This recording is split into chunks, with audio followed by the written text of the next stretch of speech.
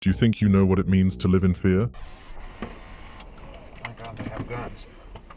Jesus, Go, go, go, go, go, go, go, no. That's right, you probably don't. Not real fear, at least. Let me tell you a story of 3 individuals whose commonality was their virality as TikTokers or social media influencers. Their only crime, however, was being in societies heavily controlled by the plague that are the Mexican drug cartels. This is their story of how they tried to navigate a very scary environment only to end up murdered in some of the most horrific ways possible. Leslie Ann Pamela Montenegro. It all began in the vibrant city of Acapulco, where a young woman named Pamela Montenegro, or Pamika Montenegro, would rise to fame under the guise of Nana Pelucas. With her distinctive wig and glasses, she became a beloved figure in the social media space, captivating audiences with her comedic commentary on local events. Little did she know that her journey to stardom would lead her down a treacherous path, one that would ultimately cost her life. Montenegro's journey into the world of social media started innocently enough. She'd always possessed a sharp wit and a knack for storytelling, and it wasn't long before her videos began to gain traction. Her chatty and comedic style resonated with viewers who eagerly awaited her next upload. As her popularity grew, so did the attention she garnered from various corners of Acapulco. But it wasn't just adoring fans who took notice of Nana Pelucas. The drug cartels, who operated with impunity in the city, were not amused by Montenegro's fearless commentary on their activities. One of such cartels was the Independent Cartel of Acapulco. The Independent Cartel of Acapulco, or CIDA, emerged as a splinter group of the once powerful Beltran Leyva cartel.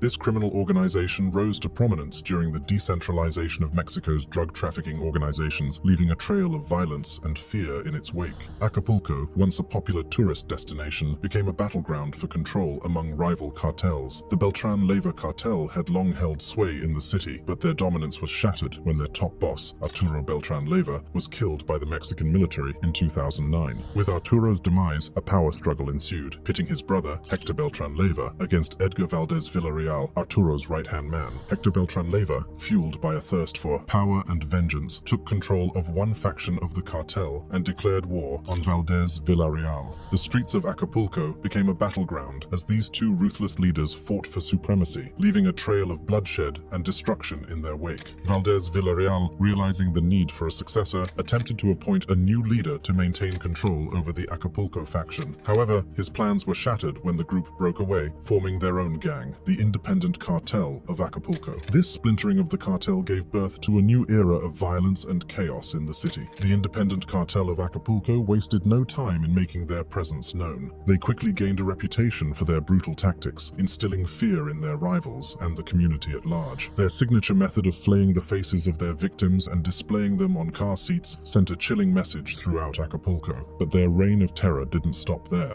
The Independent Cartel of Acapulco also engaged in the extortion of taxi drivers, forcing them to pay protection money and threatening them to avoid rival territories. Their grip on the city tightened as they established themselves as a formidable force in the drug trade. Acapulco's appeal to drug traffickers lies in its corruption, long coastline, and high boat traffic, making it an ideal location for illicit operations. The Independent Cartel of Acapulco exploited these factors, solidifying their control over the city and spreading fear throughout the community. But as we will soon discover, the rise of the Independent Cartel of Acapulco was just the beginning of a larger story. Their brutal tactics and thirst for power would ultimately lead to their downfall, as rival gangs and larger cartels sought to seize control of Acapulco's lucrative drug trade, plunging the place into further violence, the same violence that Pamela Montenegro was preaching against. You see, as the Independent Cartel of Acapulco solidified its grip on Acapulco, internal conflicts began to tear the organization apart. The once unified cartel quickly splintered, giving rise to a rival gang that would become a force to be reckoned with, La Barradora. La Barradora, meaning the sweeper, emerged from the ashes of the Independent Cartel of Acapulco, led by a group of former members who sought to establish their own dominance in the city. This new gang wasted no time in making their presence felt, challenging the weakened Independent Cartel of Acapulco for control over Acapulco's lucrative drug trade.